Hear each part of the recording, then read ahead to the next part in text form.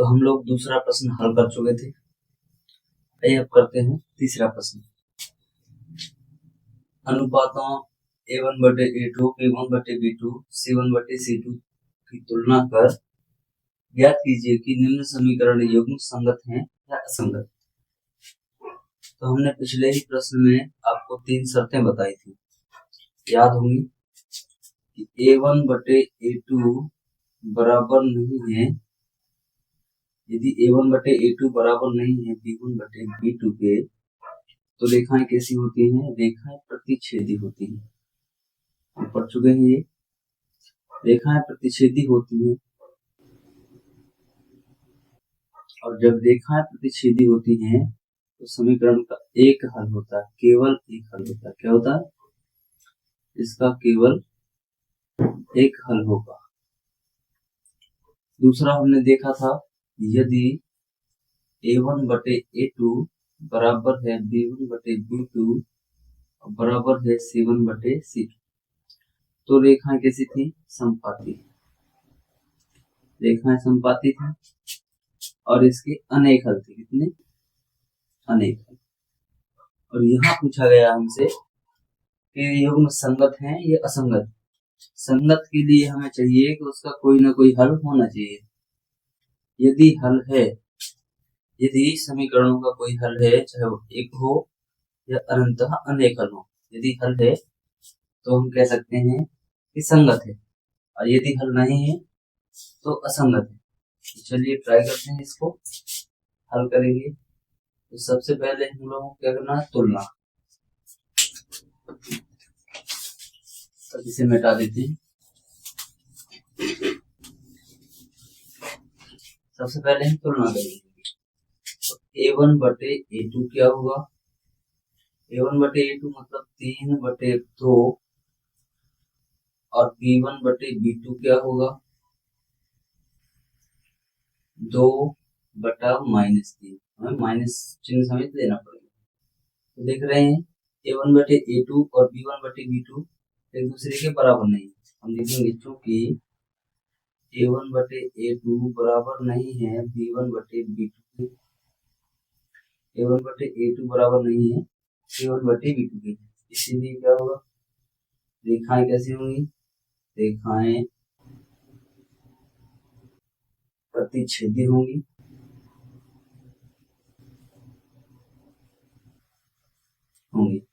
जब रेखाएं प्रतिच्छेदी होंगी तो इसका केवल एक हल होगा, केवल एक हल होगा। और एक हल होगा यदि एक हल है, देख रहे हैं इसका एक हल है। यदि हल है तो समीकरण कैसे होंगे? संगत होंगे। कह सकते हैं अतः दिया गया समीकरण युग्म कैसा होगा भाई? संगत होगा, संगत है। यदि हल है तो समीकरण युग्म संगत है। अब हम करेंगे इसका दूसरा युग्म, देखते हैं क्या है। दूसरा है 2x - 3y बराबर 8। 2x - 3y बराबर 8, 4x - 6y बराबर 9। ठीक है, अब इसकी करेंगे हम तुलना। तो हल करेंगे,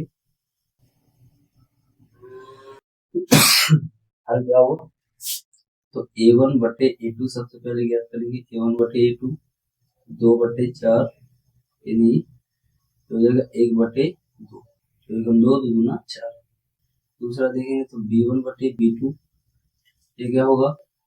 -3/-6 माइनस माइनस कटा 1/2 आ गया, 3 एकम 3, 3 दूनी 6। C1/C2 देखेंगे तो क्या आएगा? 8/9। ठीक है, तो यहाँ हम देख पा रहे हैं कि A1/A2 बराबर है B1/B2 के, लेकिन बराबर नहीं है C1/C2 के। देखेंगे चूंकि A1/A2 बराबर है B1/B2 बराबर नहीं है C1/C2 के। अब ये बराबर नहीं है तो रेखाएं कैसे होंगी? इसीलिए रेखाएं कैसी होंगी? समांतर होंगी।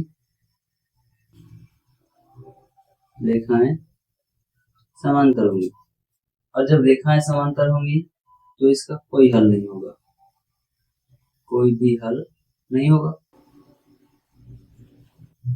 रेखाएं समांतर है तो कोई भी हल नहीं होगा। और यदि कोई हल नहीं है तो दिए गए समीकरण कैसे होंगे? असंगत होंगे। अतः हम कह सकते हैं, अतः दिए गए समीकरण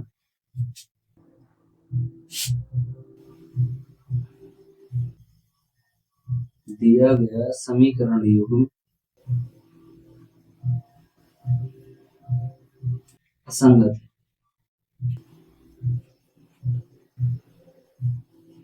ओके, ये हमने इसके 2 सवाल हल कर दिए। इसमें किसी को कोई प्रॉब्लम है तो कमेंट में जरूर बताएं। इसके बाद हम करने वाले इसका तीसरा सवाल।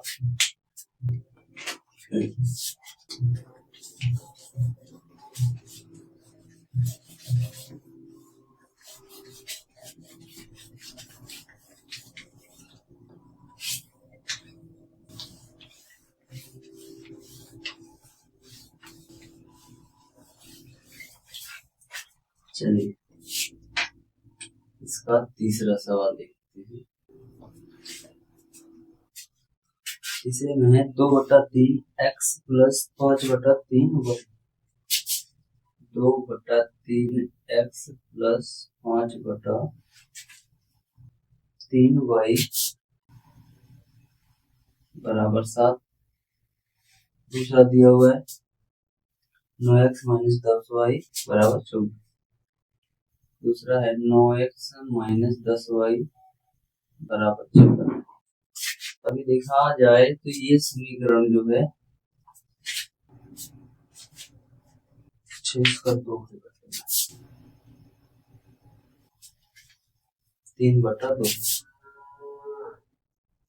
यदि देखा जाए तो ये रैखिक समीकरण के युग में नहीं है, समीकरण के हिसाब से नहीं है। इसको हमें लिखना पड़ेगा ax plus by plus c बराबर 0। क्या करेंगे? सबसे पहले इसका एलसीएम लेके इसको हल कर लेंगे। तो 3/2x प्लस 5/3 y बराबर 7। इनका एलसीएम करेंगे तो 6 आएगा। इसको हम हल कर लेंगे। 3 2 3 6 3 का 9x प्लस 3 दूनी 6 यानी 2 पंचे 10y बराबर 7। यह आएगा 9x प्लस 10y बराबर 6 सत्ते 42। ये 6 भाग में तो पक्षांतर करेंगे तो जाएगा गुना में। ओके, इसको हम लिख सकते हैं यहाँ 9x प्लस 10y बराबर 42। ये समीकरण 1 होगा और ये समीकरण 2 होगा। तथा हम लोगों को खुद करना है रफ। अब करेंगे इसकी तुलना, तो हल तुलना करेंगे तो a1/a2 बराबर 9/9। इसको काटेंगे तो आएगा 1। b1/b2 बराबर ये क्या आएगा 10/-10। ये आएगा -1। यहाँ देख रहे हैं हम ये -1 है और ये +1। चूंकि हम कह सकते हैं चूंकि a1/a2 बराबर नहीं है b1/b2 के, क्योंकि एक तो बराबर है, -1 और +1 बराबर नहीं हो सकता। इसलिए हम कह सकते हैं कि a1/a2 बराबर नहीं है b1/b2। इसीलिए रेखाएं होंगी, रेखाएं प्रतिच्छेदी होंगी और रेखाएं प्रतिच्छेदी होंगी तो समीकरणों का हल कैसा होगा? एक अद्वितीय हल होगा, एक अद्वितीय हल होगा। जब हल होता है तो समीकरण युग्म कैसे होते हैं? संगत होते हैं। जब हल नहीं होता है तो असंगत होते हैं। तो यहाँ क्या है? एक हल है, अतः दिए गए समीकरण युग्म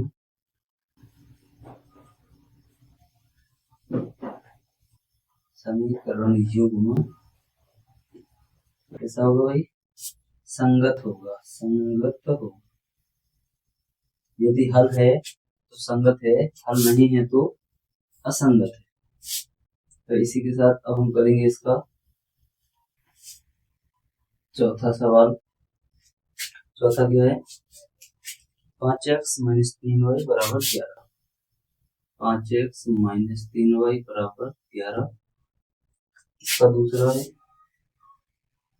-10x + 6y बराबर -22। -10x + 6y बराबर -22। ठीक है, चलो आगे बढ़ते हैं। तो इसी प्रकार से, जिस प्रकार से हमने पिछले सवालों में किया, इसको भी करेंगे। यहाँ ज्ञात करेंगे a1 बटा a2 जाएगा 5 बटा -10 तो काटेंगे तो आएगा -1 बटा 2। 5 एकम 5, 5 दूनी 10। b1 बटा b2 बराबर क्या होगा? -3 बटा 6। तो ये कितना आएगा? 3 एकम 3, 3 दूनी 6, यानी -1 बटा 2। अब देखेंगे c1 बटा c2 बराबर 11 बटा -22। इसको काटेंगे तो 11 एकम 11, 11 दूना 22, यानी -1 बटे 2। ये तीनों हैं बराबर। हम कहेंगे चूंकि हम लिख सकते हैं चूंकि a1 बटा a2 बराबर है b1 बटा b2 बराबर है c1 बटा c2। अब ये तीनों बराबर हैं, इसलिए रेखाएं कैसी होंगी? रेखाएं समपाती होंगी। रेखाएं समपाती होंगी। यदि रेखाएं समपाती होंगी तो इनके हल कैसे होंगे? अनेक हल होंगे। अनंततः या अपरिमित रूप से अनेक हल होंगे।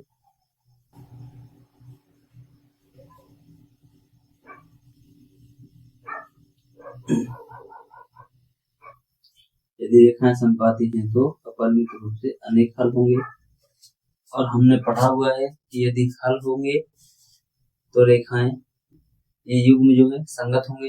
यदि हल होंगे तो ये युग्म संगत होंगे, और यदि हल नहीं होंगे तो असंगत होंगे। अतः हम कह सकते हैं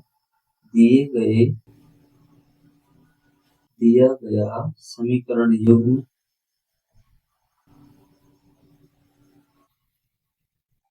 संगत है। दिया गया समीकरण युग्म संगत है। तो इसी के साथ हमने हल कर लिया इसका तीसरे प्रश्न का चौथा। अब हम इसको मिटाएंगे, तो करेंगे तीसरे का 5वां सवाल।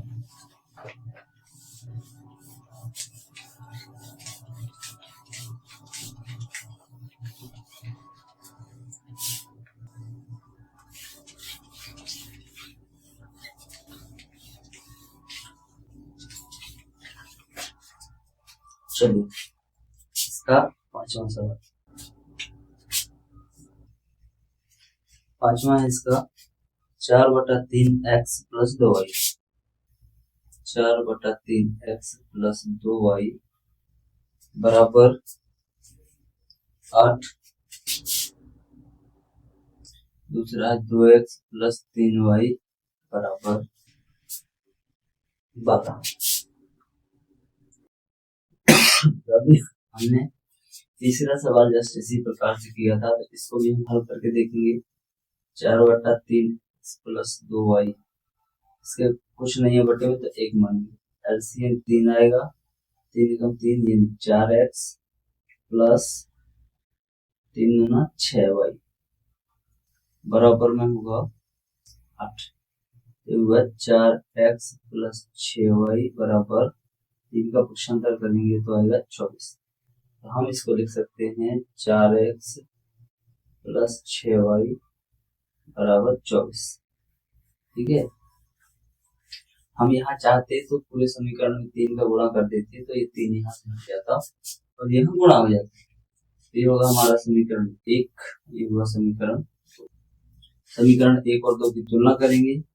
a1x + b1y + c1 बराबर 0 a2x plus b2y plus c2 बराबर 0। चलो इसे तो लगाते हैं, करेंगे हल। a1 बटा a2 निकालेंगे। a1 बटा a2 क्या होगा, a1 4 और a2 2, काटेंगे तो 1 2 दूना 4।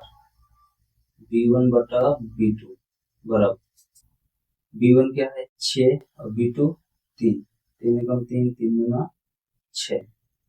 c1 बटा c2 बराबर क्या होगा, c1 24, c2 12, 12 एकम 12, 12 दूना 24।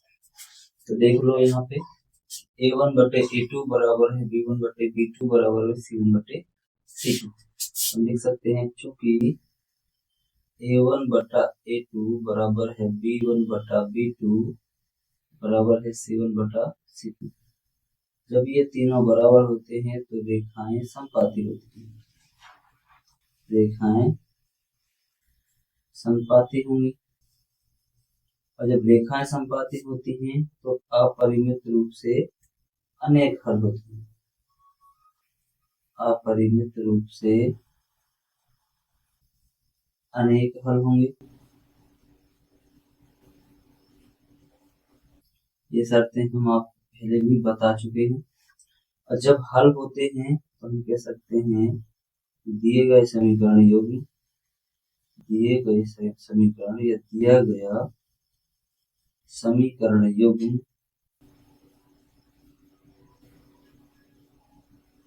ऐसा भाई संगत, यही हमें बताना था।